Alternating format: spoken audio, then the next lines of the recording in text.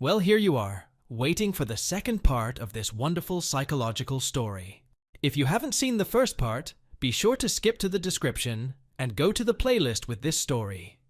Also, during the narration, I will sometimes comment on what is happening from the point of view of psychology, and I am interested in how you, my dear viewer, would act in this or that situation. So leave comments and be sure to watch to the end.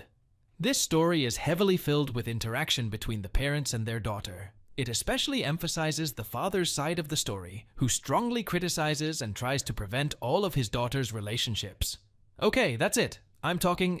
Let's get on with the story. A couple of puffs. Chapter 2. That evening, Boss's father was gone until very late in the evening. Strangely enough, I couldn't sleep until I heard him walk quietly through the door, and his familiar heavy footsteps on the wooden steps quieted me. I sat staring at my closed door until he stopped in front of it and stood still for a moment. I prayed for him to open it and walk in, but he didn't. He turned on his heels and headed straight for his room, clearly trying to tread silently on the creaky wooden floors, but failing miserably. It was understandable, but I still drifted into a restless sleep. The last thing I wanted was for it to end so soon, but if it did, I would be grateful for what I'd experienced with my father. The next morning, I woke up with a crucifix around my neck. It wasn't just the fear that things would change or even go back to the way they were. I cursed myself. Both of us. What we'd already done couldn't be undone, but why? It wasn't something harmful. Quite the opposite. Getting ready for work and starting breakfast, I was torn, to say the least. It wasn't the first time I had questioned my view of the world, but I had never felt like this before. So heavy and gloomy. Yet I was relieved when I heard my father upstairs get up and stir. Now my worries had shifted again, though I didn't mind them so much anymore. At least these minor problems would be resolved soon enough. "Good morning, Julia," said Father Boss as he entered the room, and his voice was the same as always. It was as if nothing had happened until he walked up to me and kissed my cheek. When I turned my head, he captured my lips in a slow, comforting peck on the lips. Unable to resist, I pressed myself against him, completely forgetting about the pancake that was starting to burn. His hand moved up to my neck, holding me there. "Good morning, Father," I said quietly as he went to get a cup of coffee. "I guess now you should call me Evan when we're alone." He grinned, reaching out and squeezing my waist tightly. Evan. I knew his name, but I never thought it would grace my tongue. To me, he was Boss's father. I smiled at him, flipping a burnt pancake. "Evan, that's a good name. It's going to be hard to give up the habit of calling you Dad all the time." "That's all right. It probably wouldn't be so bad if you called me that sometimes." He teased me, making me blush slightly. How was it possible for such a dedicated man of God to be such a pervert at the same time? It shouldn't have been possible, and it shouldn't have worked so well on me, but I was blown away by it. My logical mind didn't matter when a blonde man was around. We enjoyed breakfast together. I decided to throw the burnt pancake in the garbage so I wouldn't torture either of us with it. When we were done, I cleaned up and we smoked outside together before heading to church and getting ready for Mass. Today was Friday, which meant we would have a little break until the Saturday evening vigil. After cleaning up in the church, I lit another candle and prayed on my knees for my soul, something I was going to be doing for a while after our deeper connection began. I was sure that this activity would not be enough to save me from the pit of fire, but still I felt a little better for having attempted it. Walking down the small hallway to Father Boss's office, I knocked on the thick wooden door and waited for him to let me in.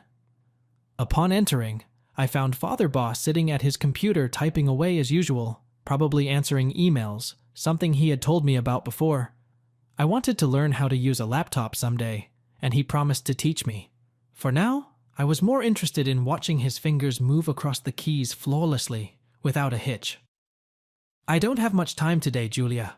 I have to go out and meet my new family for lunch, and then I have to wake up Miss Glenda," he explained, pausing for a moment. "You're going to run the place until I get back, okay?" I was so used to this by now. Father Boss always seemed to be on the go, but after all, he was an important member of their little community. I understood that, but that didn't mean I didn't wish he was around more often. I think I can handle it, I assured him, standing up at his desk and slowly running my fingertips over the smooth wood. His steady gaze followed me as the man leaned back in his chair and closed his laptop, pushing it out of the way. He patted the vacated seat lightly with the palm of his hand, a glint in his eyes and a smirk on his face. I didn't resist the attraction I felt between us as I walked around the desk and stood between him and him. Giggling, I pulled myself to sit on the desk in the seat he'd made for me and watched him scoot closer in his office chair. He put his big hands on my lap. I felt so excited. He made himself comfortable in his new seat, leaning over and resting his chin on me. "You're very beautiful, Julia. Has anyone told you that lately?" he asked in a low tone that made my throat chill. I blushed so hard, I probably would have overheated from it. My face from my ears to my neck was dark red. "Recently? I don't think I've ever been told such a thing." His blue eyes grew even wider, and he stared at me with an expression of genuine surprise. "Really? It seems impossible to me." He brought both hands to my sides and began tracing his fingers around my curves.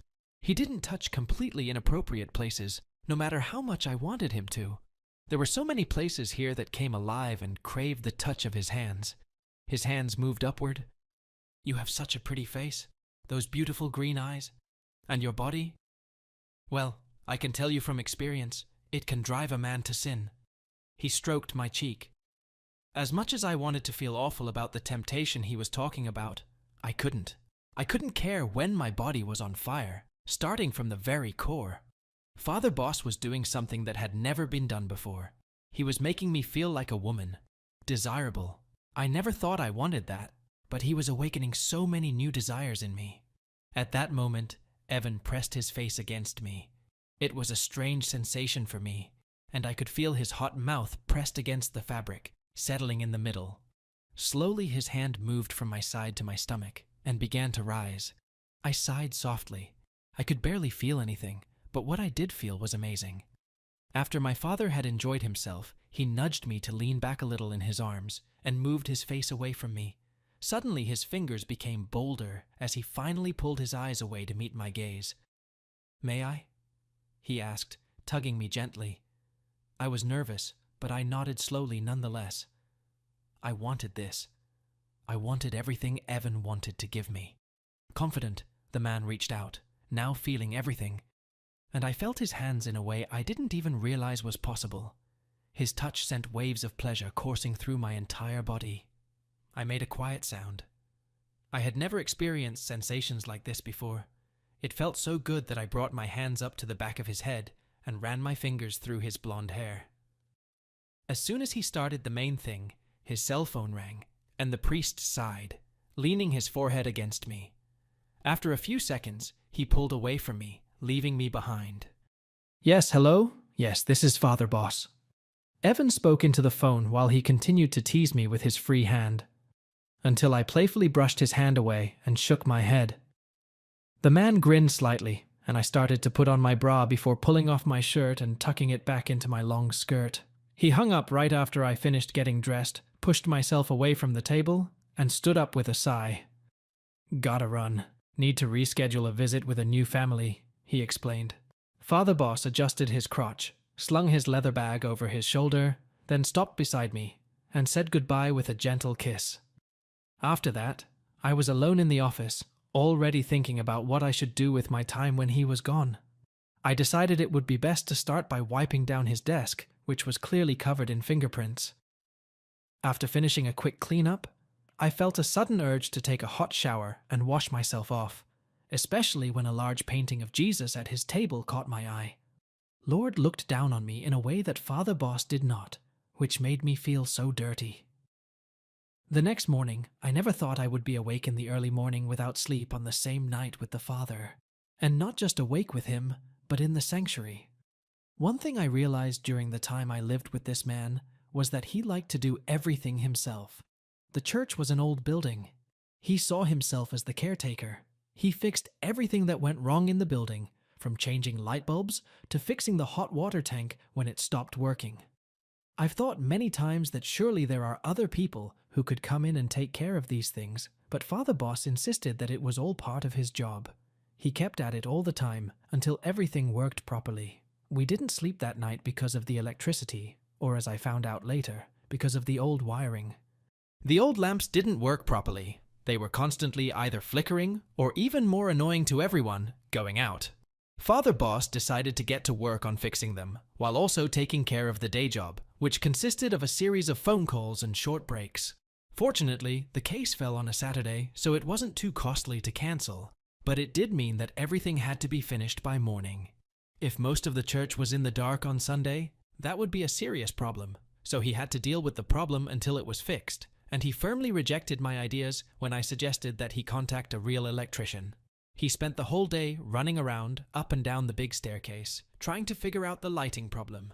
I could not help the situation, so my father turned to the choir director, Matthew, for help. He was a young man, about 25 years old, who also spent a lot of time in church. That's what his whole family did. His grandmother had recently passed away. It wasn't his only job, so he had to come in late, having finished his shift at the neighborhood grocery store. I was glad to see Father Boss with a little help from Junior, who took turns going up and down the stairs or holding onto the base while Father was upstairs. If my father was going to stay out late, so was I, if only to be useful to him and Matthew, bringing them coffee and water when they needed it. Mostly, though, I tried to stay out of their way and focused on other small things. There was always something to do, and that evening I found them all. I even took breaks sitting in the living room watching different TV shows while they fiddled with their project. Anything to stay awake. All the while they were working, I kept coming into the church and offering them a drink or asking them to take a break, emphasizing that they were working too hard. Soon they would agree, go outside and sit with me on the back steps, and my father and I would have a smoke, which was much needed. It was the first time I had ever openly smoked in the presence of anyone but Father Boss. Before we could finish, Father Boss was already marching through the cemetery following Matthew and quickly up the stairs, all the while showing his displeasure with the project. Toward 3 a.m, even after numerous cups of tea and cigarettes, I found it increasingly difficult to keep my eyes open. I sighed and got up from the couch again, still wearing the new royal blue knee-length dress I'd recently made for cleaning. It wasn't too short, but I felt invigorated that for once I wasn't wearing anything that went down to my ankles. I left the house and crossed the cemetery to get to the church. I stopped to give both men a pat on the back. Once inside, I was thrilled to see the light shining through the stained glass windows and found Father Boss sitting in the front pew, resting his elbows on the headrest, and Matthew standing in front of him. He was wearing only pants and a white tank top that hugged his body and showed off a small belly.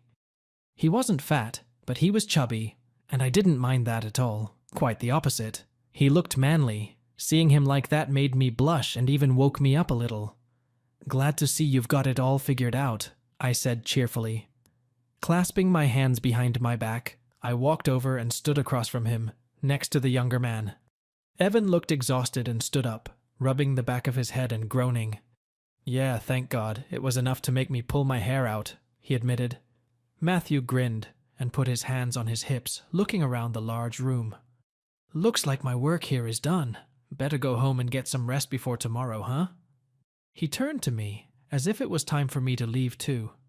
It was a little awkward as we walked to the big doors together. I let him out and waved goodbye before closing them behind him. I chuckled and shook my head, turning on my heels and watching Father Boss arch his back and moan some more. "Damn! Been sitting in that cramped position too long." Father Boss hummed, rubbing his back, and pushed himself back to the edge of the bench to stand up. Before he could do so, I put my hand on his shoulder, encouraging him to remain seated, and I sat down next to him. Without saying a word, I started massaging his shoulders, just doing what I thought would feel good. I rubbed and squeezed them, trying to pamper him just a little bit, just like he used to do for me when my legs hurt. The more I touched him, the more I wanted to. I could feel the muscles in his neck and back as I worked on him, and enjoyed the view from my seat. I could see his skin in places I never thought I could, his neck and the top of his arms. My stomach fluttered like there was a swarm of butterflies fluttering around in there, and I felt hot under the collar of my new dress. After a moment's thought, I leaned over and kissed his neck. I couldn't help myself. It was right next to me, and it felt so good when he kissed mine. I left little kisses all along the length of his neck, and my hands continued to massage his shoulders. Evan made a small sound like a hum, tilted his head to the side, and let my lips trail down his neck again. Taking my time caressing his neck, I felt his hand slide down my leg. Oh God, what a naughty girl. With those words, he patted my ass affectionately before turning around, and soon I was in a different position. I was frightened by what was happening to me from just kisses and light friction. It made me feel different, but I had fantasized so much about doing things like that with him. I wanted more than what we were already doing, so much more. Breaking our kiss, Evan sat between my legs. Dad wasn't fat, but he had a soft, plump belly and chest. To run my hands over his shoulder, I sat back down on the bench and leaned over to kiss him gently. I had to cut most of this scene due to YouTube rules, but you can access the full version by joining our exclusive community on Patreon. And yes, this is a commercial integration. "Stand up," Father Boss ordered. A fiery blush flooded my face as I did as I was told and stood up from the bench. As soon as I stood up, the dress fell down and ended up on the ground around my white sneakers. I had the urge to cover myself up again. His light blue eyes disarmed me by running all over me. His face read gratitude. He stopped his gaze on my legs. In this situation, I was at least glad my mom showed me how to shave my legs. I had no idea how to take care of them. No one had ever looked at them. I was suddenly ashamed of that part of my body, but a smile played across Father Boss's face, and he seemed more than pleased about it. "It wouldn't be fair to leave you alone like that," he teased playfully. Meanwhile, my eyes were on his pants. Is this what they meant when they said the Lord had risen? I didn't know anything about it, but I had a good idea. At that very moment in my sanctuary, I knew how to do it. "Do you want to touch it?" asked Father Boss, sitting back down in the pew and placing his hands on me, pulling me a little closer to him until I sank down in front of him. It was like I was praying, but instead of a candle, he was standing in front of me. In that position, he was right in front of my face. "Yeah," I replied slowly. I experimented with him. I was doing it with him, whatever it was. "You want me to do this?" I asked slowly, not sure why he wanted me to, but got a nod from the blonde man. "Yes," he said. I always knew he would lead me. I was just walking away from temptation, not giving into it. Like it was nothing, but from the way he looked at me, I knew he really wanted to. I suddenly wanted to do it for him, as strange as it sounded. I looked up to see his face while he touched my curly hair.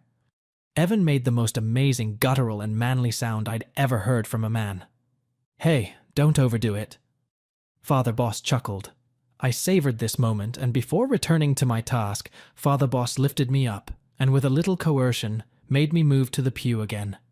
Suddenly I was on it, looking up at the wooden beams with flickering lights high up on the ceiling. It was like pushing the sea apart. I gasped and rested my head back against the wood. From where I was lying, I could see the large crucifix on the front panel. I stared at it, searching for an answer. Am I doing the right thing? It couldn't be. It was so dirty to be doing this kind of thing in my sanctuary. I grabbed and pulled the much smaller crucifix around my neck as I always did when I was worried. The cross between my fingers soothed me. I could feel the chain around my neck. And then I heard the clink of metal hitting the wooden floor below. The thin chain on my crucifix had broken. My hand lazily reached for it, but it was too late. I was distracted. I was too engrossed in the pleasure to think about the chain. The sensations I was experiencing were unearthly. They had to be pious if they came from Boss's father. After a few moments, I was all bewildered, and it seemed as if bliss had taken over my whole world. It overwhelmed me as I reached a peak of pleasure I didn't even realize I was experiencing. "Oh, Evan!" I gripped the edge of the bench with all my might as waves of pleasure swept over me. When he finished his deeds, I stood up and made a face at my father, making him laugh, and he took a white t-shirt and made me wipe my face with it. "I'm sorry, Julia. I didn't mean to end up on your face like that." He chuckled softly. After that, we slept a little bit, but not too much. Sunday morning came all too quickly, as we had a very late night, and actually an early morning. Getting dressed that morning, I was confused when I realized my necklace was missing. I had never taken it off, even when I showered. I knew exactly where it was, but by the time I got to the church, people had already filled the pews. It wasn't long before we were back in church, and Father Boss was delivering a passionate sermon, as always. The children and I listened to him from downstairs, from the Sunday school room we had worked so tirelessly on. He was so inspiring, even when I couldn't see him. It was truly amazing. After the sermon and Sunday school class, I found myself in a small fellowship hall where there were tables and chairs for people to eat after church. I sat at one of the busiest tables, and many parents stopped and thanked me for working with their children the last couple of Sundays. I was honored, but it felt good to receive such recognition. I was enjoying coffee with other parishioners, snacking on cookies, when suddenly Dad appeared right behind me. I felt him touch my shoulder, and then I looked back and wondered what he wanted to say to me after everything that had happened. The wrinkles on his face seemed to have gotten even deeper than before, and his hair was rapidly graying. I had never seen him look so old and infirm. Life without me and Mom must have been hard. 50% of it was his own decision. That reminded me that I needed to pray for Grandma tonight. "I think you lost it," he muttered. I noticed the necklace dangling in his hand, and my face flushed. He silently held it out to me, giving me the angriest look I'd ever seen him give me. Even angrier than when he'd kicked me out. Oh, you found it. I must have lost it while cleaning yesterday." I reached out and took my silver crucifix from him. The man with the salt and pepper hair rolled his eyes at that. "I'm sure it was like that," he scoffed. "You're just like your mother." He said the last word through his teeth, as if he couldn't bear to look at me. With those words, the old man nonchalantly set his mug down beside me and turned to leave the church. "You're just like your mother." His voice rang in my ear like a church bell. What did he mean? I needed to find out what he meant, but I had no idea how to find out. While I was washing 30 mugs, one thought popped into my head, and it was the internet. As far as I was concerned, everything was out there, so I decided to see what I could find, but I would probably need the help of a priest to do it. Finished cleaning up, I knocked on Boss's father's door. "Come in!" When I walked in, Evan looked at me with a slight smirk playing on his lips. "You know, you're welcome to just come in. There's not much I can hide from you," he stated as he stood up and walked over to me. Father Boss touched his lips to mine in a light kiss, before wrapping his arms around my waist and carrying me to his desk. I giggled as my waist went slack, and he hurriedly lowered me onto the smooth wooden table. I was surprised that he was so strong and could carry me with such ease. As we moved on to something more, my gaze stopped on the open laptop that stood next to me. I didn't even notice Father Boss sitting in front of me in his chair.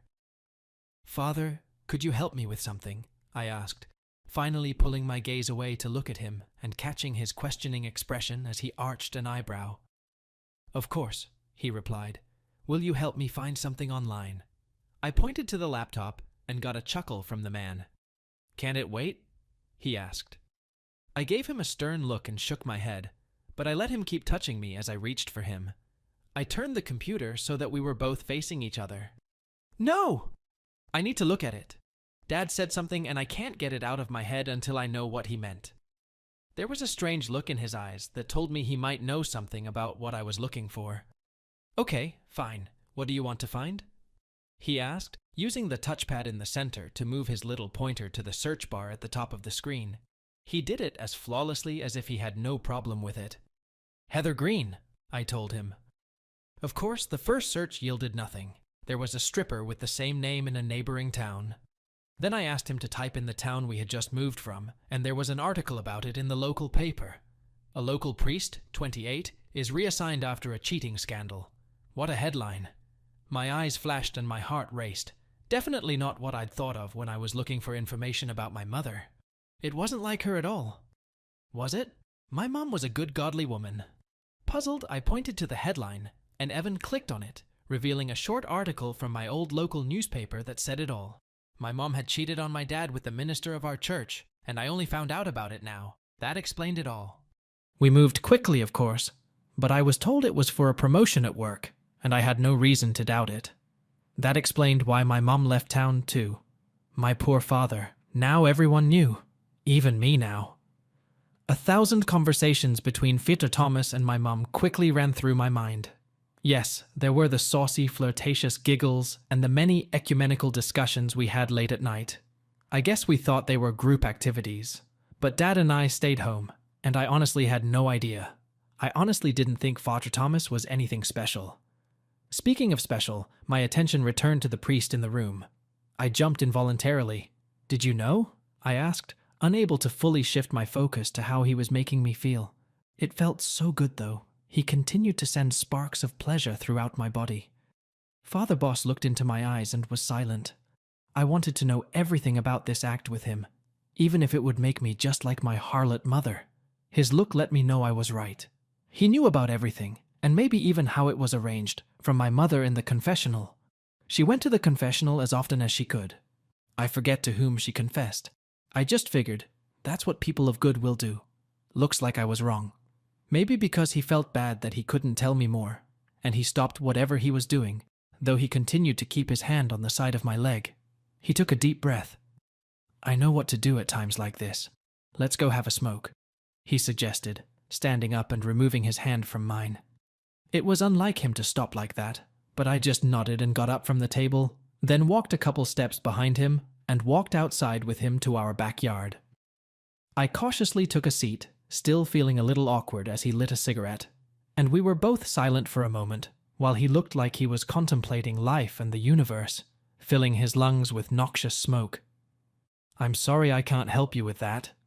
"What do you think of him?" asked Father Boss, holding out a cigarette to me.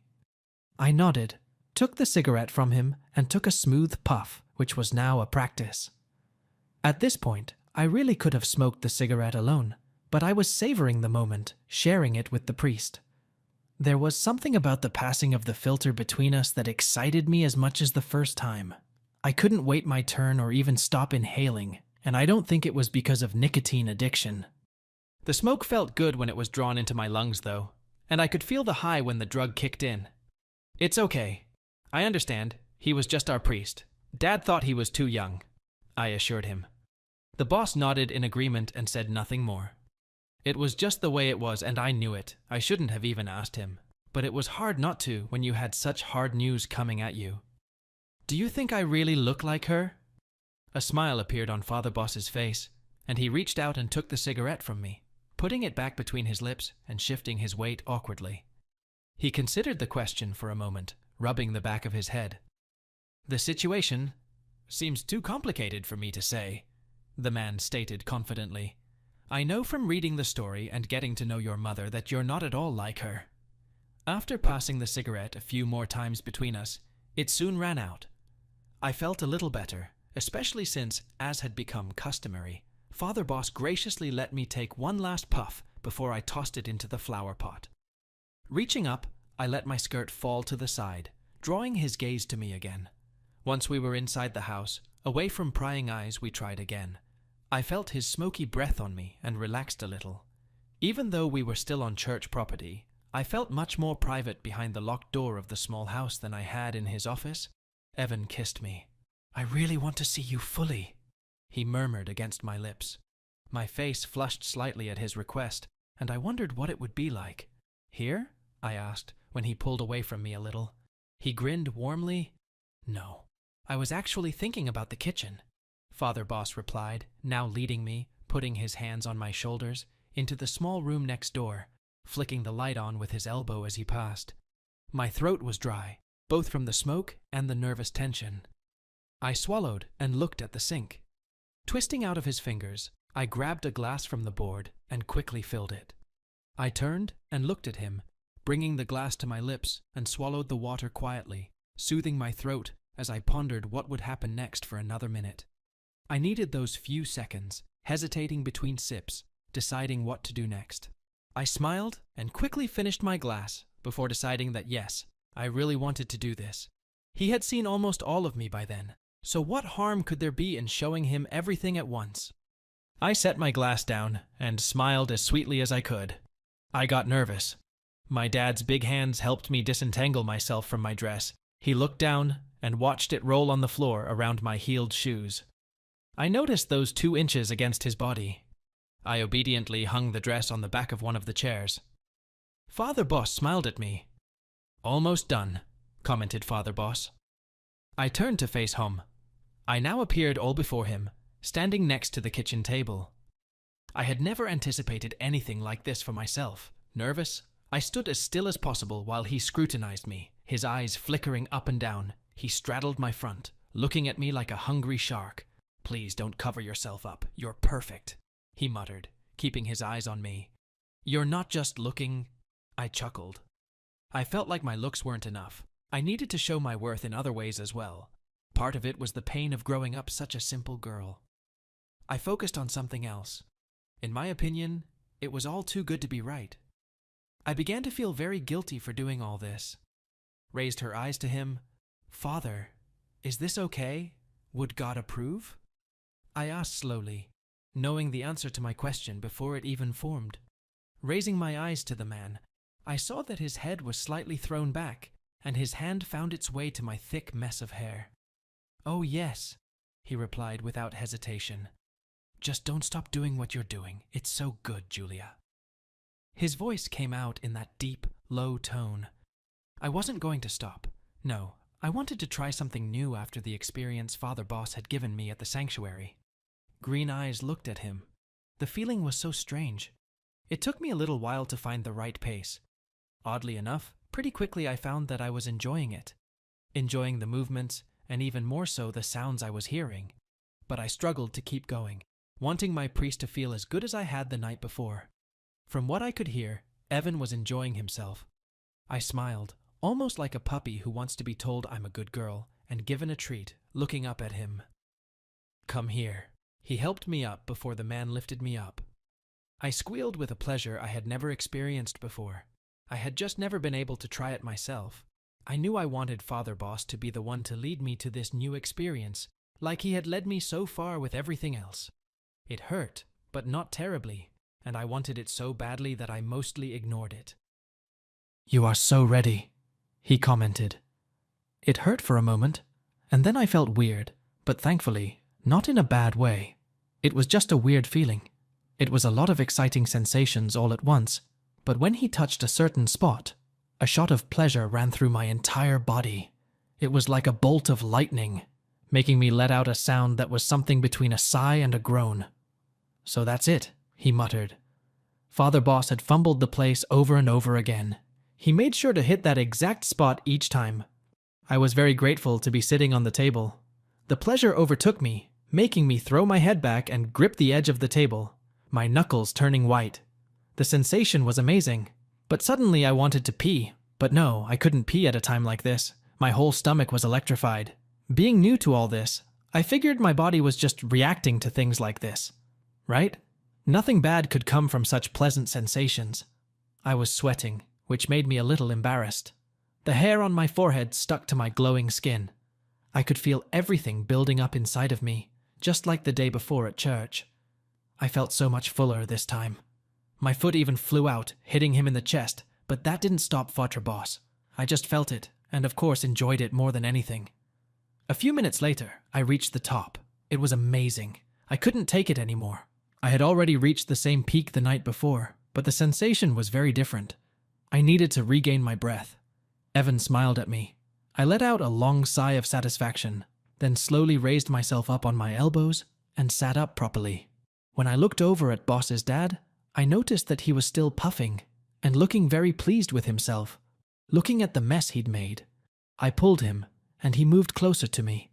I was a little afraid, of course, because I didn't know what it would feel like, and I knew I shouldn't do anything like that before marriage. But I didn't care. I wanted it too badly, and it wasn't a fact that I could ever marry him. We could go all the way after everything we'd already done, right? I needed this. Maybe I was wrong, because as I pulled him even closer, there was a pause. A moment of hesitation, and I gasped when my recent dreams finally came true. Suddenly, as if the two of us had been electrocuted, Father Boss jerked away from me. He pushed my hands away from him. Had I hurt him in some way? Looking at his face, I saw a frightened look, as if he had seen a ghost. "I can't," he whispered, sadness in his voice. He shook his head. "What?" I cried, shocked by his reaction. I really thought this was what he wanted, what we both wanted. Father Boss stood in front of me, running his fingers through his hair and shaking his head. I can't do this, Julia. I just can't. I'm so sorry. He repeated to himself several times, turning his back to me and taking several deep breaths, looking at the large green houseplant in the corner of the room. That's right. Father Boss was a good devout man. Although he indulged in some pleasures, he still knew when to stop. I didn't. It was a bit humiliating. I sat on the table and he stood with his back to me. I need a cigarette, and to bed, he finally said, walked to the back door of the little house, and without stopping, headed straight for the street, leaving me there. I couldn't believe I'd been left sitting alone, and he hadn't said a word. Taking a deep breath, I slid off the table with a groan, quickly grabbing my dress off the back of one of the chairs and pulling it as best I could over my body. I followed him outside. At that second, I realized he wasn't the only one who could use a smoke after all this. I woke up the next morning to an eerily quiet, empty house, not even Margaret showing up with the vacuum cleaner. After a much-needed shower, coming down the stairs, I found the kitchen cleaned up, and the only cigarette and lighter on the table, along with the shopping list and his credit card. A small smile appeared on my lips, but as I looked around, I felt a lurch in my stomach, realizing that I must have gone too far the night before. I had really messed up my relationship with Father Boss. Thinking about what Father Boss would do at this very moment, I took what would soon become my first whole cigarette outside and sat on the cool back steps, looking out over the cemetery. It was a moment of peace and tranquility. A pair of magpies descended from an overhanging tree. One picked up twigs, the other picked up a worm, and then flew back to make a nest. Then I focused on my hand. I started wrestling with the lighter. It was harder than I thought it would be. Father Boss had always handed me a lit cigarette, and now that I was alone, there was no way I could light it. I agonized for a long time, holding the cigarette between my lips, not lighting it and just hanging around until I noticed someone approaching. Quickly locking my knees together, I looked up, and I was relieved to see Matthew walking in my direction, wearing a grocery store apron over his clothes. He always went to work through the churchyard, so by then I was used to smoking in Matthew's presence. Need any help? He asked, bestowing me with his charming smile. Matthew was such a nice man that he even stopped for me on his way to work.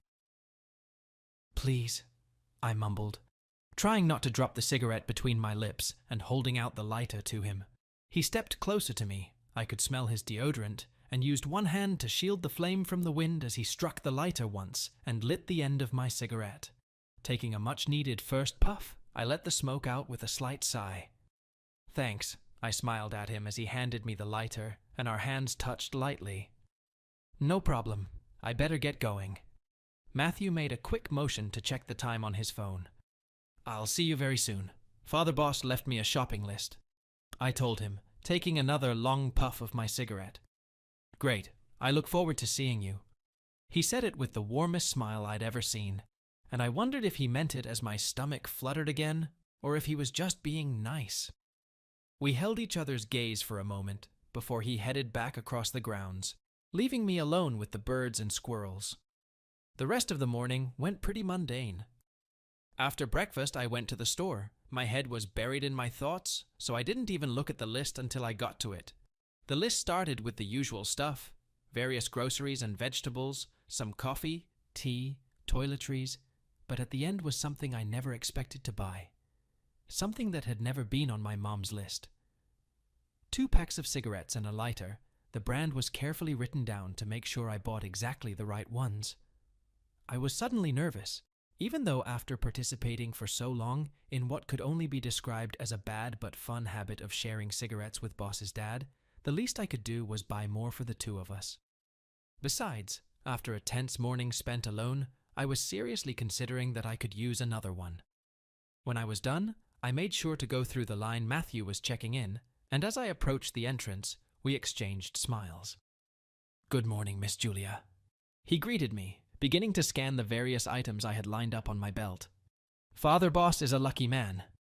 He doesn't have to go shopping himself anymore. He playfully teased me, making me roll my eyes. Well, He's a busy man, you know, I said, picking up the bags and stacking them back in the cart.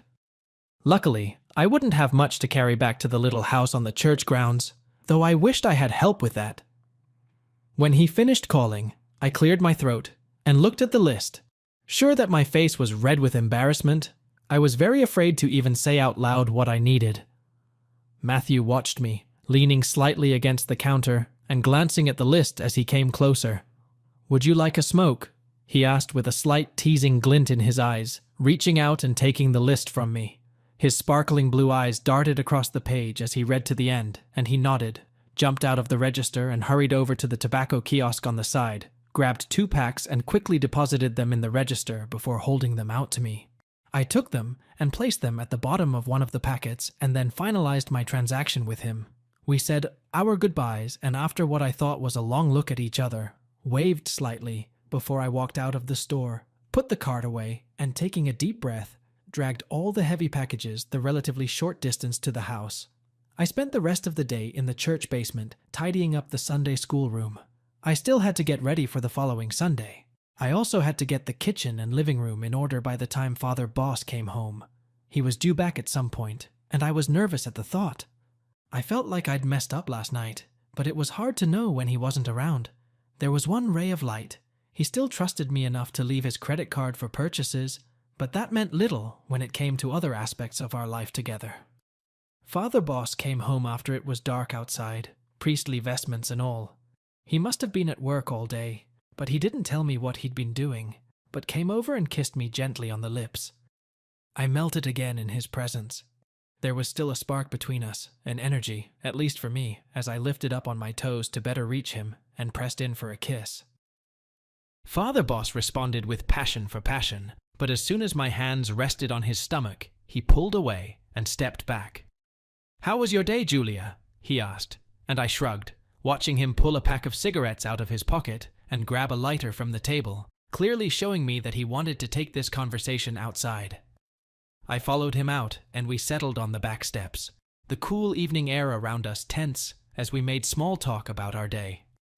We sat together, passing each other the last cigarette from the pack. In the darkness, we saw Matthew flash past us and waved at him. I even wished he would come and spend some time with us. Then the priest and I wouldn't be alone. For the first time, I didn't want to be alone with him, and it was a terrible feeling. It didn't help that I was sure he felt the same way. Something had changed between us. We huddled together on the couch, but even then it felt like there was a huge wall between us. Father Boss wanted it to be. I wanted to be close to him, and he couldn't seem to wait to distance himself from me. We just couldn't get comfortable on the couch. He kept fidgeting and moving me around. It was hard for me to get over it after we had grown so close over the past few weeks. After smoking a cigarette outside, we went to our rooms without saying goodnight to each other. The next morning at breakfast, Father Boss announced that the following week he would be leaving town for a few days for a conference. At first, I thought I might be able to go with him, because that would be great. Nice hotels, meals, cooking. But those dreams were quickly cut short when he told me it was for church, and he had to go alone. That meant I would also be home alone for the week, but I had a very important job to do. I was left to watch the church and lock up after him every night. I was scared, but at the same time, I was glad to have the keys at my disposal.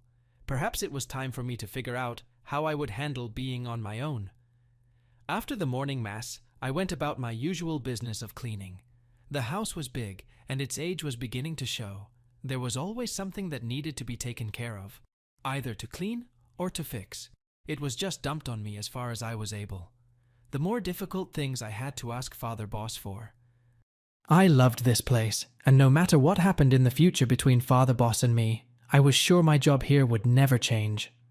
As the morning turned to noon, choir rehearsal began, and as I polished the wooden pews, I headed to the main area to enjoy it. It was fun to listen to them play, going up and down the scales and playing with notes and words. Matthew really had a gift. His voice was so beautiful and soothing, it blended well with the rest of the group, but stood out at the same time. When they started to sing properly, I hummed, and sometimes sang along quietly to them as I diligently did my job, most of the time kneeling and polishing the seats of the long benches. Since Evan would be gone all next week, We decided that I would start locking in the evening as soon as choir practice was over. It saved him from having to do one more thing, which was something I was always eager to do. I sat there for the whole practice, and when it was over, I waited for everyone to disperse, and eventually Matthew was the only one left with me. "So Father Boss is dealing with us now too?" he asked with the movie star smile he always had on his face. He had a small folder that contained all the papers for the day, as well as all the choir donations. I knew there were a few bills in there from Matthew himself. I wished so much that I could donate too, but my donations to the church had to be expressed in terms of my time and effort. I chuckled and took the folder from him, tucking it under my arm as I walked with him to the front doors. "I'm just taking on another small duty, so my dad has more time for other important things," I assured him, and we both stopped and turned to face each other at the large wooden double doors. Looking into his blue eyes, I shifted my weight a little nervously on my feet. "You should be getting a big paycheck from the church by now." Matthew laughed, putting his hands on his hips, looking like he wasn't in a hurry to get anywhere. I didn't mind.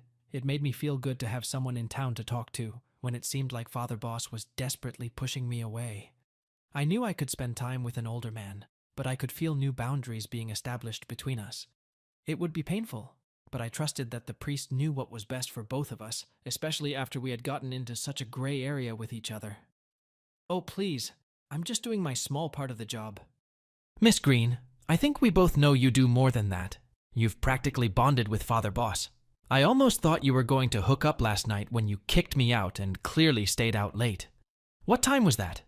"I think it was around 4 in the morning. He playfully teased, looking at me with cheeky eyes. I blushed and quickly shook my head. "Not at all, Matthew. We would never. He's a man of God." I tried to look astonished, not knowing how to justify myself, because he was right. So terribly right. "And call me Julia, please," I said in a soft tone. "I know he is. I was just teasing, Julia." Matthew reassured me, reaching out and squeezing my shoulder firmly. "I don't really think anything like that could be going on. Not with two people so devoted to the church." He shook his head, thankfully not wanting to believe something like that. He already knew too much about us, especially me, when it came to smoking. If things were going to continue, and it didn't look like they would, we'd have to be more careful. But his firm touch felt good. I loved it when he squeezed my shoulder, making my stomach flutter with butterflies, as he slowly slid his hand down my arm to my bare elbow, where he squeezed it affectionately again. It made me flustered, as it shouldn't have, but I couldn't help it. I knew I felt worked up when Boss's father rejected my advances. I wanted Boss so badly that this desire was clearly reflected in Matthew's friendly touches. I couldn't figure out why, maybe because of the way they looked, or because of how cute Matthew was. "Well, I'm glad you don't think so lowly of me." I smiled slightly as he let go of me and put his hand on the brass doorknob. "Thinking down on you? About you? Never." Matthew shook his head, and the way he said it, I knew he meant it. With those words, Matthew slipped out of the church, letting me close the door behind him. After he left, I felt a little lonely, wondering what Father Boss was doing, and if we were going to spend any time together that night. After locking the back door of the church, I went inside and found Father Boss sitting on the couch watching TV. It was perfect. He had a place next to him where I could spread out. Settling under his arm, I rested my head on his shoulder and sighed, feeling Evan tense up slightly, like he was uncomfortable with me lying on top of him. My arm was almost hugging his stomach. As I sat leaning against the man, inhaling and savoring the scent of his recent cigarettes, I pondered where things had gone wrong, even though to some extent I knew they had. It was that magical moment when I wanted to take things further. It ruined our relationship. However, it was hard to process that reality. I wanted to be with Father Boss every chance I got. After a while, as we sat in silence, with some movie playing on the TV that neither of us were watching, I leaned over and kissed his cheek before placing my hand on his chin and pulling his face closer to reach his lips. Evan allowed himself a slow, gentle kiss for a moment before pulling away and yawning. "It's getting late. Gotta get up early in the morning." With those words, he pulled away from me and stood up from the couch, adjusting his clothes and heading for the door. "Gonna go out for a minute. Want to join me?" asked Father Boss, pulling out a pack of cigarettes and taking one between his lips. I nodded and stood up too, feeling weird that he'd given up on our kiss so quickly. He didn't seem to like me anymore, and that made me almost sick to my stomach. My parents had kicked me out of the house, and now my father boss seemed to have stopped liking me as well. It was a terrible feeling. Once outside, I was a little surprised when father boss handed me my own cigarette and let me take it between my lips as he lit it. He did it the same way Matthew did, covering the flickering flame from the breeze with one hand. But it still felt good. Being there with father boss felt right, and it felt good to smoke together, even if we didn't share a cigarette. I guess he wanted only him to have the cigarette. The silence between us was not deafening. I felt comfortable as we watched the moon illuminate the part of the yard in front of us. It was pleasant. Our cigarettes burned brightly next to each other. Maybe everything would be okay. Maybe it just needed a little time. Throughout the rest of the week, I soon realized that time was not working. I could feel the distance between me and my priest increasing. We no longer exchanged quick kisses with each other. I was only able to cuddle with him briefly in the evenings on the couch. Father Boss seemed to be mentally done with what we had in common, and yet he wasn't going to say anything yet. In my moment of want and need, I thought of Matthew more and more often. I really needed the attention that Father Boss had accustomed me to. I felt terrible about it, not knowing if it was okay to think about it so early, but I couldn't help it. Monday morning came quickly, and very early in the morning I escorted Father Boss out of the house, and then immediately found myself in the dark, surrounded by silence. I knew I was going to be lonely from now on. There was nothing to do alone. I went around the house and dealt with the daily chores, and then took care of the smaller tasks that needed to be done here and there. Some things that really didn't need to be done at all. I kept an eye on the time, making sure I was outside for a much-needed smoke break when Matthew would be passing through the churchyard on his way to work. The time dragged on forever. I was out early, but when I saw him, I smiled and waved, happy to see him coming, and genuinely pleased when he saw me. "Good morning. Did you have a good time on your first day alone?" he asked, stepping in front of me. I looked up, adjusted my slightly shorter skirt, making sure it at least covered my knees, and shrugged. "It's been boring so far," I replied, putting the cigarette between my lips and trying to light it the way Father Boss and Matthew had done, without burning myself. I was happy when I succeeded on the first try, and felt proud of myself when the smoke successfully entered my lungs. "Off to work? Want some company on the walk?" I asked. "That would be really great," replied Matthew excitedly, and held out his right hand. I took it with my left hand, not wanting to burn him with my cigarette. He pulled me up to him easily, and I ended up next to him. I quickly handed him the cigarette, and turned to go into the house to lock up and take my keys with me before I left. When I returned, I was glad he had come with me. It was a pleasant walk. We chatted while I smoked quietly. I had to keep pausing to take a drag, as I had only ever sat down to smoke before. The young blonde guy was very nice to me, and I really enjoyed being in his company. It didn't take long. Time flew. So much so that when we got into town, I didn't feel like letting him go to work at all. I stood where I was, cigarette still lit. I guiltily put it down on the floor and put it out. I wished he'd spent more time with me at church. I went inside and spent some of the money my father boss had left me to buy a candy bar for breakfast. Since there was no one to cook for, I found no point in frying scrambled eggs and bacon just for myself. Back at church, I continued to study in the basement, preparing for the next Sunday school. I loved spending time setting up the room, expanding it, and getting supplies in order for the next class I would teach, but it was so quiet. I missed Father Boss's loud footsteps, and of course, his strong voice coming from the floor above. "Miss Julia," a high-pitched voice made me jump as I turned and saw Margaret coming down the stairs. She had a vase of blue and pink flowers in her hands, and she brought them over to the table I was sitting at and placed them in front of me. "I thought this place could use a little color to make everything brighter. It's amazing what you've done here already." "Thanks, but I don't know if I can keep them until Sunday," I admitted, leaning closer to the flowers to inhale their scent. It reminded me of the way Matthew smelled when I'd gotten close to him. "I know. I'll bring more on Sunday. I just thought that while he's away, it might be nice to have them around to block out the smell of Father Boss's cigarette smoke." The woman wrinkled her nose slightly, shaking her head.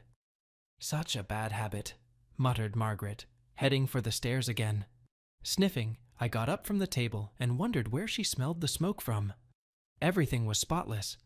I quickly turned back to the table and suddenly smelled smoke. I wondered if I should smell my own hair. And then it hit me. She was definitely talking about me. I smelled strongly of cigarettes, and now that I thought about it, it was time to take a little break. I could use another one. I chuckled slightly, thinking about the fact that I wouldn't have even considered having a cigarette if Margaret hadn't said anything. I went out for a smoke and sat there, the smoke billowing from my cigarette and the occasional breeze blowing me around. And I thought about the next time I went to the store with Matthew and bought some body spray to keep in my bag. Except I was well aware that I was trying to impress not only Father Boss, but the entire flock. As I brought the filter to my lips again, though, another question came to mind. Should I even continue smoking now that Matthew had my attention? I'd started it so I could spend more time with Boss, but he didn't seem to want anything to do with me anymore. I exhaled the smoke from my lungs. Had smoking become unnecessary for me? Why did I do it? Miss Julia?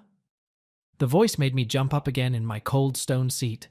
It was impossible to hide the burning cigarette between my fingers, its smoke billowing in the gusty wind, as I looked back at Margaret, who was standing directly behind me on the top step by the door. I guessed you might be here. Oh, Margaret, I thought you had already left for the day. I could feel my face reddening as I felt suddenly humiliated that such a sweet, truly lovely and godly woman had caught me smoking outside the church. But there was nothing I could do.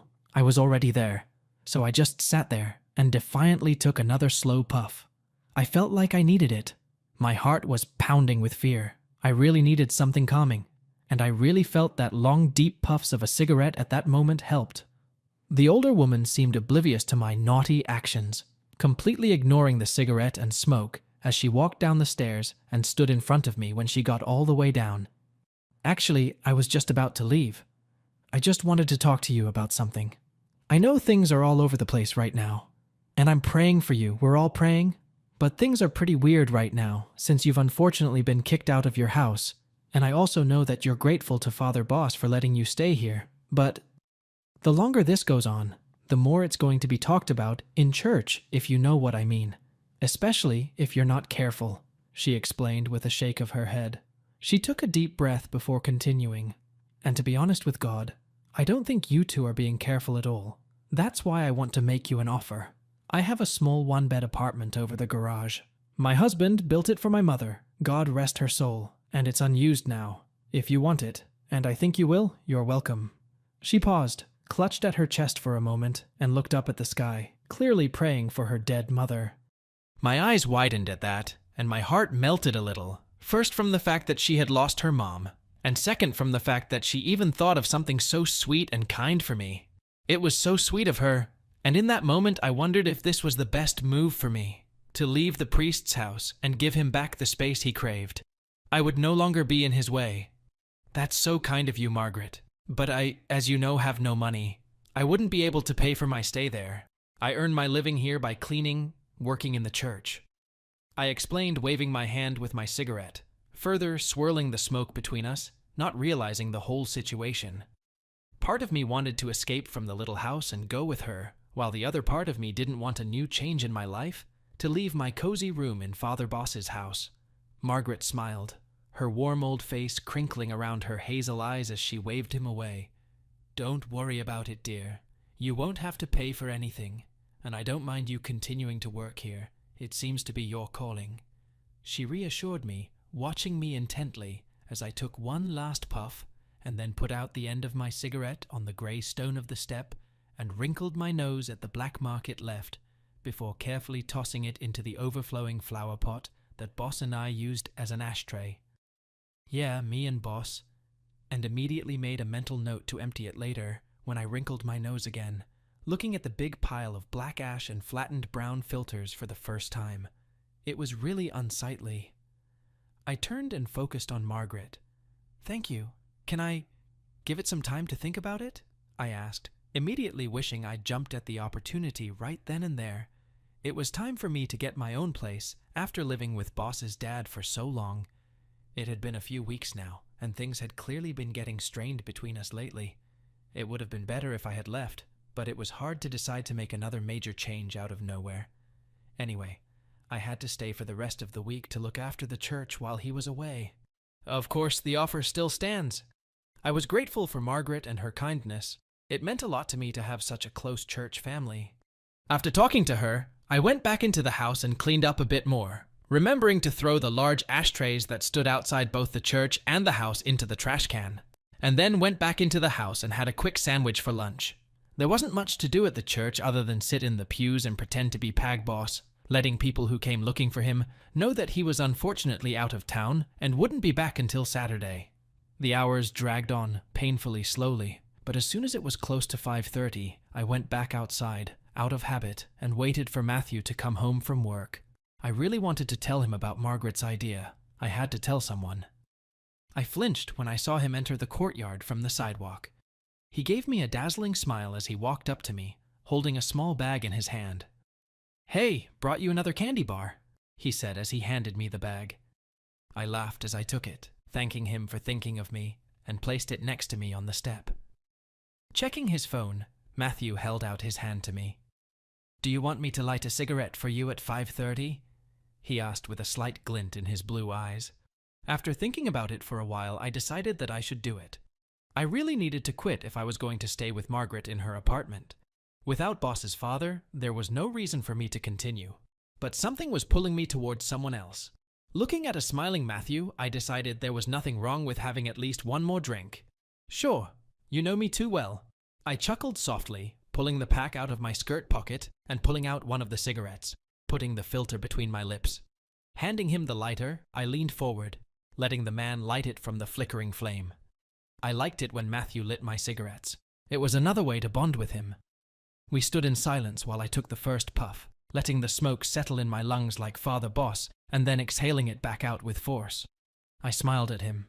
"So, I have news." "Oh, go on." His eyes sparkled at me. There was an interesting offer from Margaret today. She said I could move into an apartment on her property, not even rent-free. "Really? That's amazing, Julia. I'm really glad to hear that. I don't know what Father Boss will do with himself if you're not around." Matthew laughed and sat down directly below me on the step below the one I was standing on. I moved my legs out of the way to make room for him, but my feet were still so close to him that I could feel the warmth of his body. "I'm sure he'll be fine," I said, brushing off the thought that it might be otherwise. Father Boss was probably looking forward to having his house to himself again, since relations between us had cooled.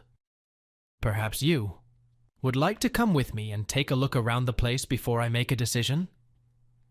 I was watching Matthew so intently that I almost forgot about the cigarette burning between my fingers until a long ash startled me by falling to my lap, and I had to quickly brush it off. I took a quick drag while he pondered. "It would be my pleasure," he replied, looking down at me. "I'm sure this place will be just what you need. This will be your first time living on your own, right?" It was my turn to wonder, and I nodded slowly. "Yes, but I won't really be all alone, since Margaret and her husband will be living on the same estate." I shrugged. "But I'm very excited about it. I think it will be very good for me after everything that's happened." By everything meant a lot of things I had to keep to myself. Perhaps someday I'd be able to share these historic moments with Matthew, but for now I was left to my own devices. "What do you think about going tomorrow before choir practice starts?" I asked. "I'll call Margaret so she knows you'll come with me and see everything." "Seems all right to me. If I remember correctly, Margaret doesn't live that far from here, probably not very far to walk." With that sorted out, we spent some more time talking, having already waited for my cigarette to end. We ended up spending the better part of an hour together before it got noticeably cooler, and it was time for Matthew to head home for dinner. We decided we'd meet up the next morning and said our goodbyes. He put his arm around my shoulders and gave me a brief hug, then quickly let me go. I went to bed that night, trying to think only of Matthew, trying not to let another man cross my mind. I didn't succeed this time. I was so disturbed by thoughts of the young man that I was all clamoring for attention again.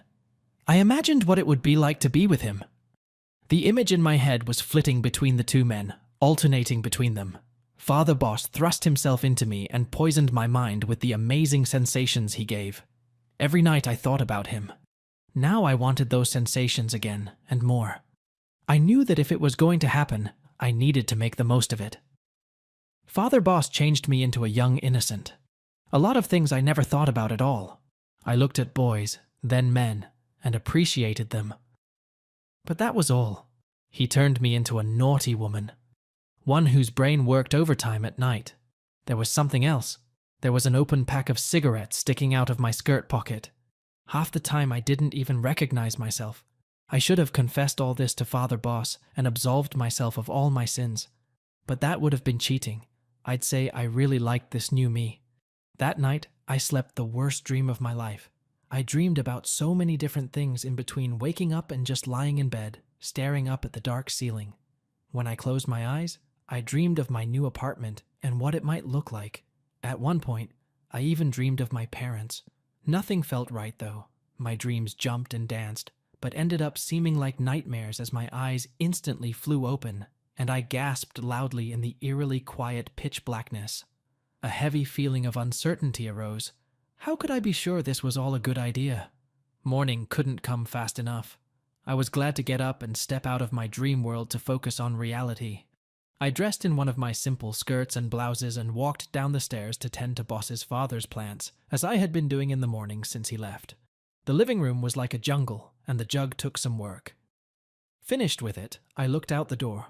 It was still dark and pouring rain, so I grabbed one of Boss's coats and slipped outside for a cigarette, noting that even in this bad weather, I was already doing a bad job of quitting smoking. I stood outside with a cigarette in the rain, but I needed it. Really needed it. For one thing, it was nice to surround myself with the smell of the boss in his warm jacket. But I'd been up for so long that after such a restless night, I wanted something to calm my nerves a little.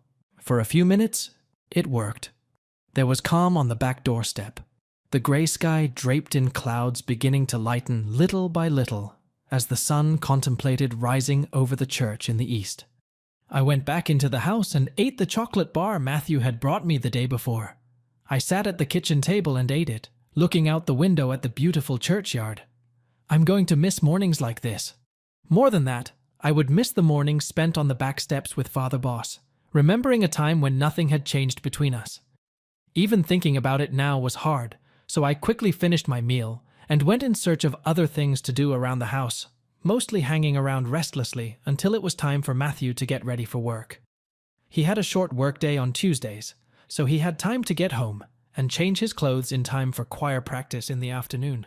Fortunately, I knew we would have plenty of time after he was free to look around the apartment before he was needed at church. I began to learn almost too much about the other's schedule, but over time we grew closer. It was still raining as he made his way through the cemetery toward me, but I had already lit a cigarette and was ready to walk with him the rest of the way to work. I chatted the whole way, glad that even in the rain I finally had someone to talk to. That was another thing that scared me about being alone. I would always be alone. I'd already had a hard enough time in the short time Father Boss had been away. I missed having someone to cook for in the mornings, sitting with him over a cup of coffee before we went about our business. Walking with Matthew was nice, but I would have to give that up too, to live in an apartment. Things were going to change again, and I felt more insecure every day. Living in the church, I felt like I was in the center of things. People were always coming and going. There were always people to talk to. This new decision could have left me even more isolated than before. Outside the grocery store, Matthew and I confirmed our plans to meet there again in a few hours. When he stepped inside, my heart shook slightly as he waved goodbye. The doors closed, and I felt alone again. I didn't know what to do next. I didn't feel like going back to church yet, so I went into town for the first time in years, where there were a few stores. I didn't have any money of my own, only what Father Boss had left me. So I was just going to look around and get some ideas of what clothes I could make for myself. I should have tried to get a sewing machine from my parents, but that didn't seem too possible right now. I walked past a small bookstore on the main street, in the window of which hung an A4 sheet with part-time job available. I sighed and looked at the sign. It was a job I could easily handle, but with all my time taken up with helping out at church, would I be able to get a real job too? My parents would be happy for me. They desperately wanted me to work. Plus, if I moved out of the little house, I would need money. I'd really need food. I hesitated. Maybe I should stay with Father Boss after all. I didn't go into the house and continued walking down the street. I then went into a few different clothing stores and was excited to see what was available. All the clothes were so fashionable and well made. I longed to see myself in them and wished I could buy some of them, especially the beautiful panties. They were so lacy and small, and different interesting colors. I wished I could buy a few for myself to wear when I went out with Matthew, but I couldn't use the money Father Boss had left me. It was only enough for the essentials. Still, I felt like it was a necessity, as I was pulling on my old and stretched out ones as I walked around. It must have been my lucky day, because as I walked to the next store, I looked down, and there on the sidewalk was a dry $20 bill, blowing in the wind. I looked around, wanting to make sure no one was looking or that there was no one nearby to drop it. But I was alone, so with a pounding heart, I knelt down and quickly picked it up. Then I wondered if I should even use it or give it to the church. But as I stood there with the bill in my hand, the rain stopped, the clouds parted, and a ray of warm sunshine broke through. It must have been a sign from God, a sign that told me to go forward. Who am I to ignore a sign from God? Taking a 20, I walked into the nearest clothing store, browsed through all the ones available there, and picked out the simple cotton red ones. They looked like something I would never have thought to wear, but I liked them. It was the only thing I bought before leaving the store and heading back to the church. I put the $5 change in the collection pot. Then I found Margaret, who was putting flowers in vases, to let her know that Matthew would come with me to see the apartment, just because he was curious. Fortunately, she was fine with it, informing me that the door was unlocked and we could go up as soon as we got there. Once I was in the little house in the middle of the kitchen, it was with a good feeling that I dumped my old panties on the floor and changed into my new ones. I felt good when I put them on. They fit me perfectly. Just putting them on made me feel more confident. There was nothing to do at church, so I spent my time at the boss's house watching TV, mostly changing channels. Outside, I smoked another cigarette. When my time with Matthew came to an end and I was even more bored, I got up and went to the bathroom, deciding to freshen up. After spritzing myself with body spray, fixing my hair and clothes, I stared in the mirror for a moment. It felt really good to see myself like this. I gathered up all my things to leave again. It was already time for Matthew to leave work, so I decided to take a walk to the grocery store. I was glad that the rain had let up, and I didn't need a big heavy coat.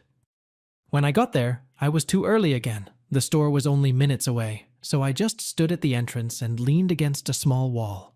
I opened my pack of cigarettes and noticed with a shudder that I only had 2 cigarettes left, which was definitely a positive thing.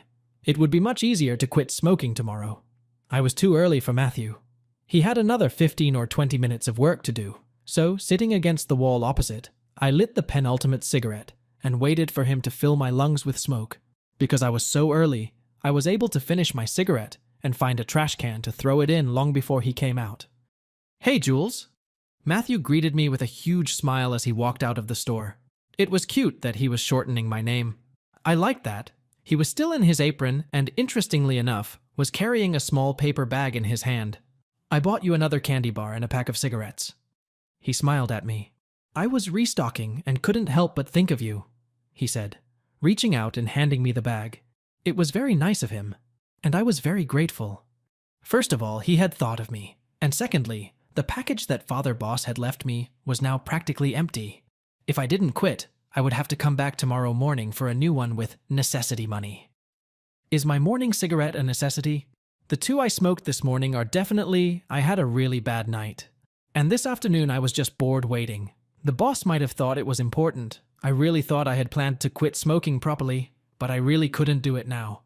That would be very rude to Matthew. It looks like smoking them won't take long, and I'll promise God I'll quit when I finish his pack. Forgetting to eat lunch, I gnawed on a chocolate bar as we walked together. We were so close to each other that our hands were touching.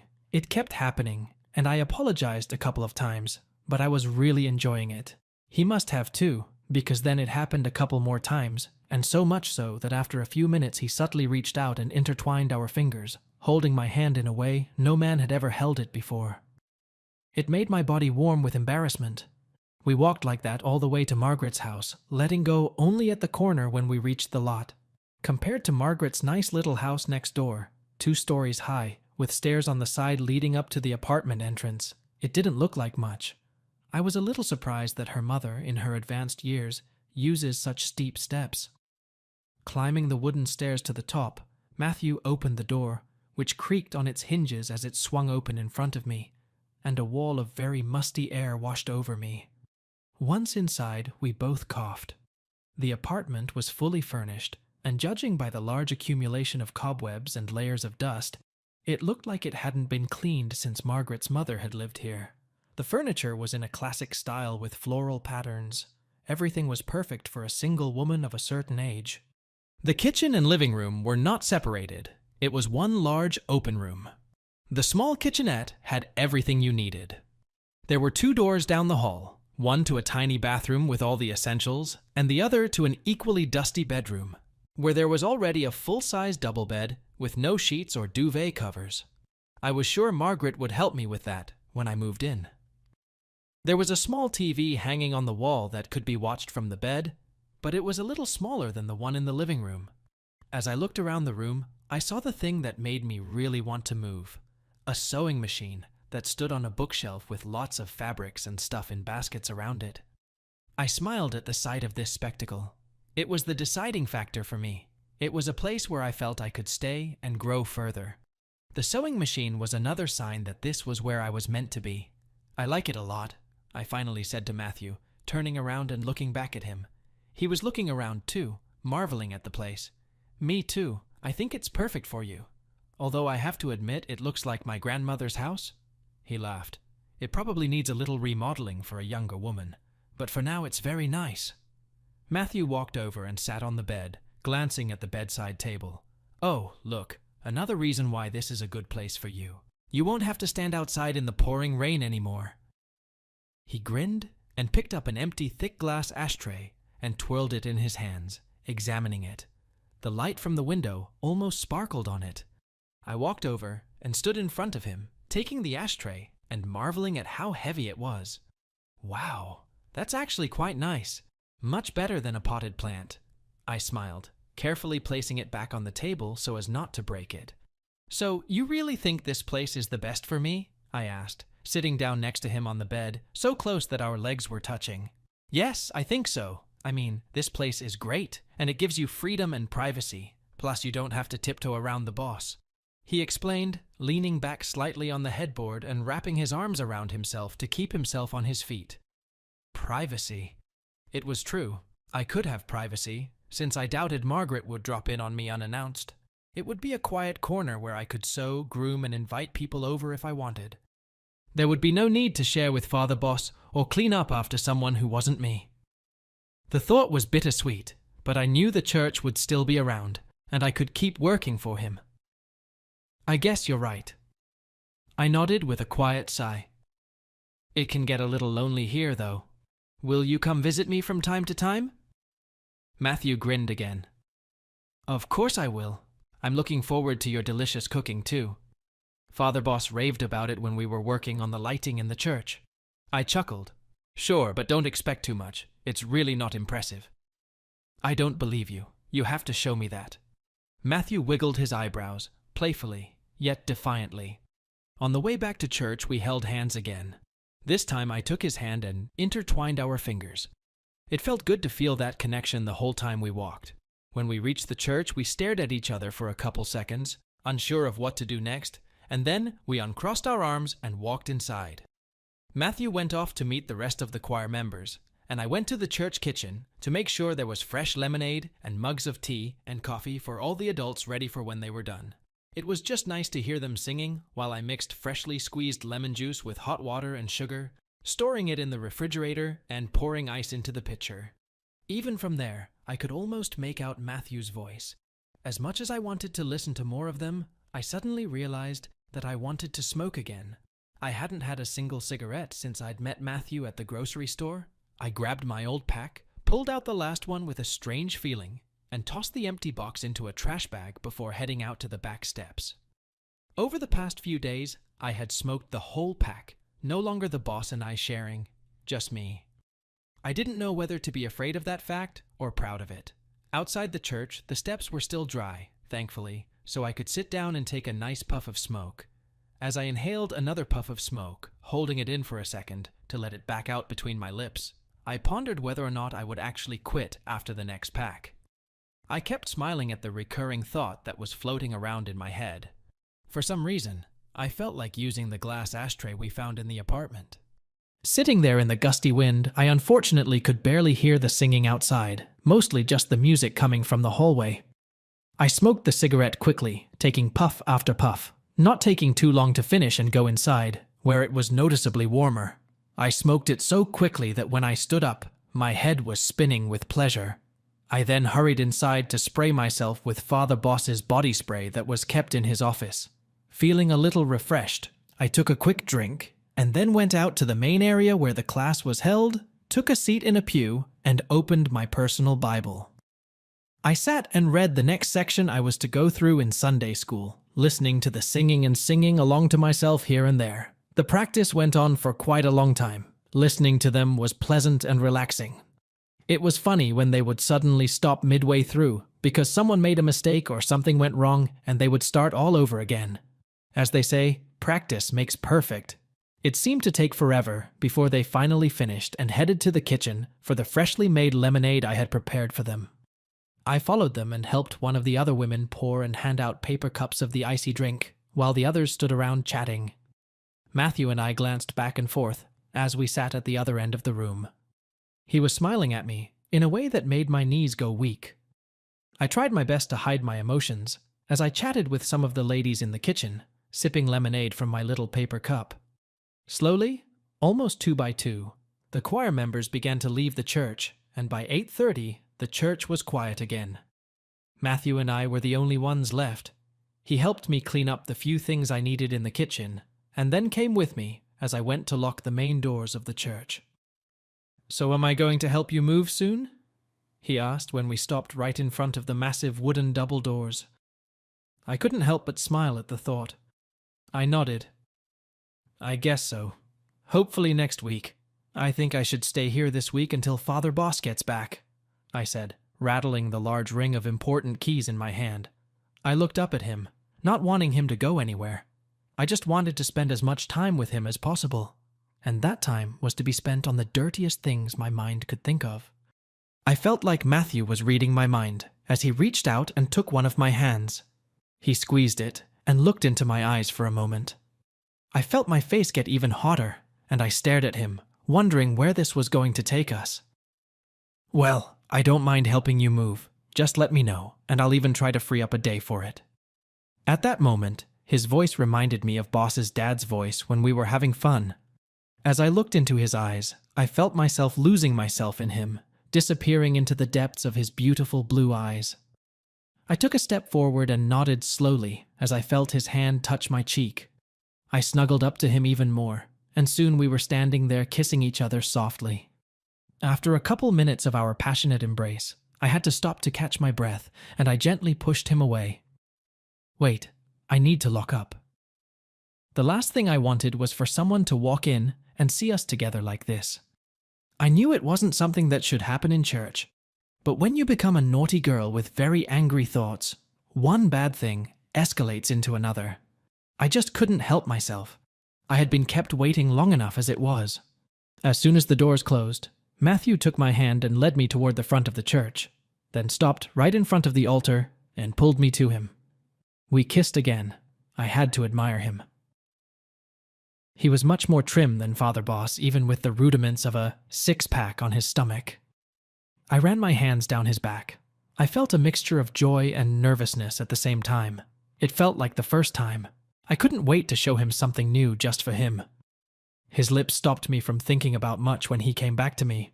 Suddenly, my cigarette pack and lighter, weighed down by my skirt, flopped to the ground and huddled around my feet. The cool air of the church immediately hit my feet.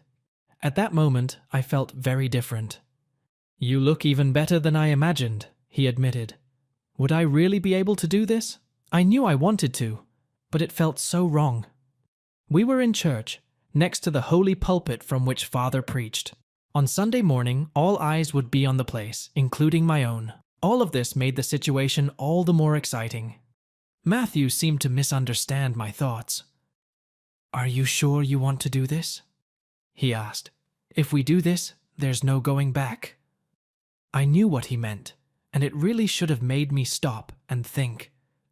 But even if it had, I think I still would have decided to keep going. Hell or high water. I was going to do it with Matthew. This was my sanctuary.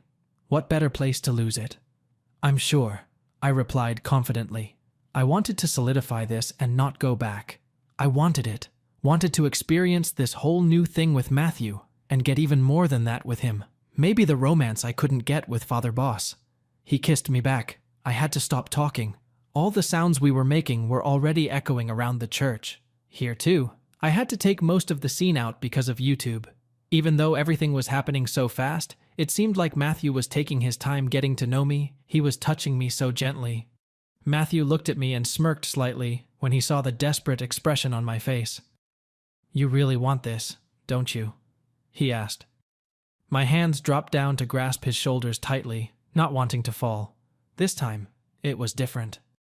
"May I?" he asked in a low tone. I was nervous, but at the same time, it was exactly what I wanted. I'd gotten to this point a few weeks ago. I've dreamed about it so many times in the past few days. I grinned and nodded, trying my best to relax. It was a lot, and all at once. It stung a little, but I fought the discomfort. He froze for a moment, breathing heavily and looking up at me, pressing our foreheads against each other again. I looked up at him. "Does it hurt?" asked Matthew, remaining as still as possible. "A little," I replied, "but not too bad. You can move if you want to." At that moment, I wanted to be strong, like the girls in the movies I'd watched recently. I must have been ready enough. As the speed changed, so did the sensation. The discomfort was fading, and soon I was feeling really good. "Oh, it feels so good," shouted I. At this point, I could no longer keep quiet. My own voice bounced off the walls and came back to me, my face flushed with embarrassment. Maybe I had been in suspense for too long, because it seemed like it didn't take long before everything came to an end. Thankfully, things weren't as messy, and we both stayed on the altar steps, panting and looking at each other. We kissed hard, hugging each other. I couldn't believe that I had actually done something so amazing and personal in a holy place. Fortunately, Matthew and I were the only ones who knew about it. No one else was supposed to know. In the eyes of others, I could still be a good girl. But certainly not in God's eyes. I had seen Father Boss clutching a new pack of cigarettes in the palm of his hand hundreds of times, because it had been more than 4 hours since my last cigarette. I wasn't going to wait any longer for my next cigarette. I took a deep breath of fresh air, preparing myself as I stood outside the bookstore I had started working at a few months ago. There had been a big change in my life, and it wasn't just the fact that I'd moved out of Boss's dad's house and into my apartment above Margaret's garage. As time went on, Matthew and I grew closer and closer, our relationship blossoming. Father Boss and I were still very close, thanks to our work together, but because of my time with Matthew, I didn't have much free time to hang around the church. When I was there, Boss and I still regularly snuck out for a smoke together, but often with Matthew in tow, as he had begun to adopt the habit from me. It was great. Now I had more than one smoking buddy to spend time with on the back step. It wasn't as much fun sitting on a cold step in the rain alone. Needless to say, I didn't quit after that pack Matt bought for me that day, but I tried my best to keep track of how much I was smoking. I'm not a fool to realize that it's not the best thing to do. I tried to convince myself that, as Father Boss had taught me, my smoking should be with God's blessing. Speaking of which, back at the apartment, I was happy to use the glass ashtray that took pride of place next to the sewing machine set up on the small kitchen table. Compared to a plant pot, I have a better handle on emptying it. As for the apartment, Margaret dropped by every once in a while, usually on Fridays with a casserole or something from the pot for dinner. Plus, sometimes she'd bring a bouquet of flowers. I appreciated these meals because I didn't have to cook every day for myself, and if Matthew didn't stay overnight, I always had leftovers for the evening. She also helped me buy new furniture by putting out a request in the church bulletin for donations of used but still in good condition pieces. I ended up with some nice pieces that were much more comfortable and less outdated than what had been here before. Still standing outside the bookstore, I quickly rolled the plastic wrapper off the cigarette pack and shoved it back into my bag without rummaging. Looking up, I smiled happily. By the time the filter was between my lips and the lighter in my hand, Matthew had pulled up in his new car that he'd bought to make it easier for him to get to and from work. Thankfully, that meant I got a frequent ride home too. It was also nice that he let me smoke in the car, so when I got in the passenger seat, I lit up and took a long, much-needed puff. 4.5 hours is a long time. Pulling the filter from my lips, Matthew leaned over and kissed me before I could let the smoke out. He liked to tease me that way. "Hey Jules, how was your workday?" he asked, knowing not to ask me anything until I lit a cigarette and took a drag. Then he started down the road. I rolled my eyes and took another drag before saying anything, then let the smoke out the open window. I wouldn't say it was fun. We had that old man Albert asking about obscure, almost out-of-print books. We eventually found one copy for him. But all in all, it was a pleasant enough time, I replied before bringing the filter to my lips. Since it was Tuesday, we headed to church so Matthew could do choir practice, and I could clean up in the Sunday school room. I was still very committed to the church and its teachings, but working in the bookstore opened up the world to me in a way I had never been able to before. There I could read and learn a lot about the world around me and the lives of different people who did not belong to the church. Because of this, I changed a lot of things about myself. My skirts kept getting shorter, most of them above the knee, and on warm days they reached halfway down my thigh. Sometimes I even wore tight-fitting pants. I also spent more time looking at and using my hands, so my nails were now always painted in all sorts of colors. Reds, blues, pinks, and for Matthew on special days, if I wore them at all, they often matched the color of my panties. On those days I felt like I was really finding myself, and it felt so good. The relationship with my parents seemed to be back to normal. Mom came home after Grandma got better, and it was nice to see them every Sunday at church. It was nice to see Dad looking better than he used to. They both got to know Matthew properly, and they seemed to like him, although that wasn't too surprising. Who wouldn't like him? I love him. The last time they talked, my dad even shook his hand. We all got along well enough. We had a more respectful relationship than we had before. They still didn't know I smoked. I took fresh showers on Sunday mornings and sprayed myself with body spray. I could never admit it to them. Despite this, I was happy to see them, and we reconnected. As we pulled up to the church, we parked and got in the car to wait, while I almost finished my cigarette. Once inside the church, I put out my cigarette in a flower pot, and then we hurried inside through the back door, and were soon greeted by most of the choir and Father Boss, who was already strutting around in there. "Glad you could join us," teased Father Boss, pointing to the watch on his arm as Matthew practically ran to the group, and I headed down to the basement to start getting things ready. First I put things in order down there, listening to the rehearsal as I was used to doing in those days. The parts they played before they sang were fine, only there were mistakes in places. I sat down at my desk and immersed myself in working on my lesson plan for Sunday. I was so focused on my words and the lack of natural light that I didn't even notice the time had passed or that they were finished until I jumped up when the speaker squeaked. Then I heard the voices of Father Boss and Matthew. I stopped. They must have been near the microphone connected to the speaker. "Do you really think you're ready for such a big leap?" asked Father Boss, his tone sounding a little concerned. "How do you think Julia will take it?" When I heard my name, I perked up my ears and looked at the speaker. I wished it would give me more answers. "I think she'll understand. That's normal next step for a man my age, right?" Matthew spoke uncertainly, and I wondered what they could have been talking about. My blood felt like it was going to run cold. Had he really abandoned me? Had what we had ended? I was frustrated and annoyed that I couldn't hear anything else as they must have moved away from the microphone, but I was getting very curious. My head was spinning. I couldn't even keep working on the lesson plan. I couldn't focus on it now. I would have to come back to it later that week.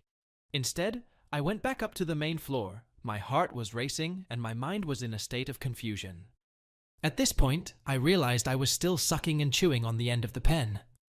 I realized I needed a cigarette first and foremost. At the top of the stairs, I found two men who were still in the same spot and talking in a low voice, obviously having fallen silent and changed the subject as soon as they saw me. They had never discussed the weather so loudly before. I waved to both of them, and they smiled back at me happily.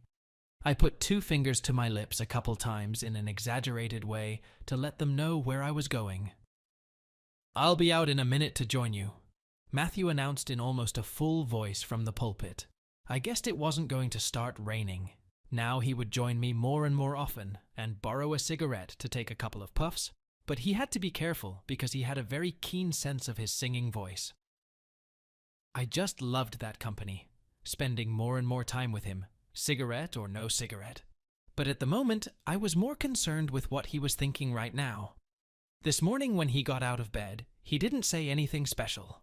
I sat down, tucking my short skirt under me as best I could, settled into my seat on the cold back step, and focused on my hand, flicking the lighter. The smoke couldn't get into my lungs fast enough. The tip of the cigarette hissed loudly as my lungs worked and my brain was on edge. I took a deep drag on the cigarette, taking a long 3 puffs. I wanted the nicotine to do its thing soon and relax me.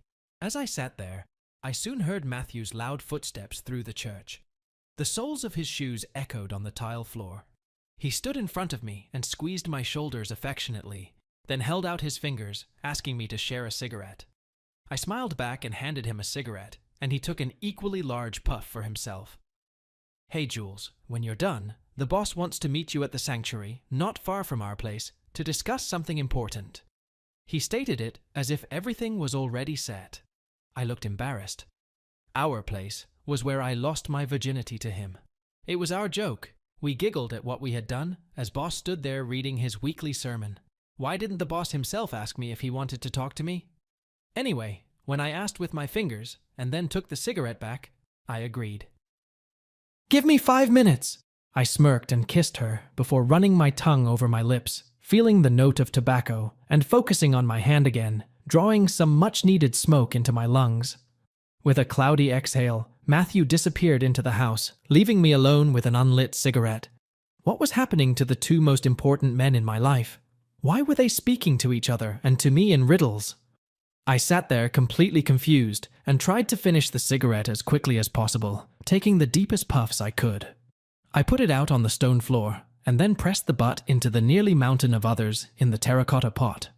I noted again that I really needed to empty it. The boss continued to ignore it. I stood up and coughed slightly, wiggling my hips, adjusting the hem of my skirt down my thighs, and then adjusting my blouse. Taking a deep breath and anxiously wiping the sweat from his palms on his skirt, Ethan headed into the house.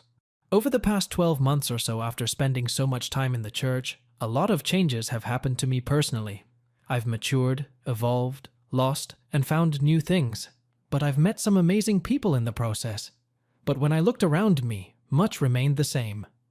Along the large wooden doors, along the walls were pleasant-smelling flowers and stained glass windows, and in the middle stood not the boss but Matthew, dressed smartly as if he were performing in a choir.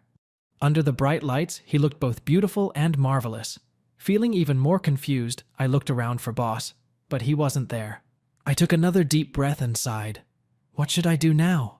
Talk to Matthew or go to boss's father's office? Before I could ask Matthew what I should do, he got down on one knee in front of me and looked up at me with a smile. I stepped closer until I was right in front of him. I felt myself catch my breath. My eyes instantly followed his right hand and widened as they focused on the black velvet box he pulled from his pocket. I know it hasn't been that long since we met. I just know what I want for the rest of my life, he explained as his fingers opened the box and held it out to me. Inside was a beautiful shimmering diamond and gold ring. It looked old, but at the same time stunning. I gasped quietly, feeling myself start to breathe again. My heart was pounding like crazy, and now my mouth was dry from the cigarette, and I stared at him and the gorgeous ring in the box. I was speechless. Tears came to my eyes. I couldn't believe what was about to happen. "Julia Ruth Green, will you marry me?" He smiled, looking at me hopefully. So smooth were his words. I nodded slowly in agreement, and a tear of happiness ran down my nose. How could I say no to him? I muttered, "Yes, of course." I held my trembling left hand out in front of me. Without moving, he carefully slipped the ring onto my finger and stood up. Happy tears streamed down my face as we kissed and hugged. I couldn't stop telling Matthew how much I loved him. We stood there hugging, kissing, and crying for what seemed like an eternity. We didn't know what to do next, and then I caught a glimpse of Boss's father standing in the doorway of his office. His hands were clasped together, almost praying, and tears were streaming down his face. And then I noticed that he was displaying the proudest and biggest grin. Here the story has come to its logical conclusion, and so has its psychological part. Describe your emotions from the story in the comments, and I will also tell you my psychological conclusion, which is worth drawing from this story with a happy ending. First of all, never forget that bad habits always remain bad habits, no matter who advises you not to. Your favorite person or some passerby on the street. Secondly, not always the heart shows us the right path, and sometimes it is worthwhile to stand up, take a full breath, and fully consider the situation with a cold head. If you liked the story, be sure to support it by liking and subscribing, and be sure to express your opinion in the comments, and I will read and respond.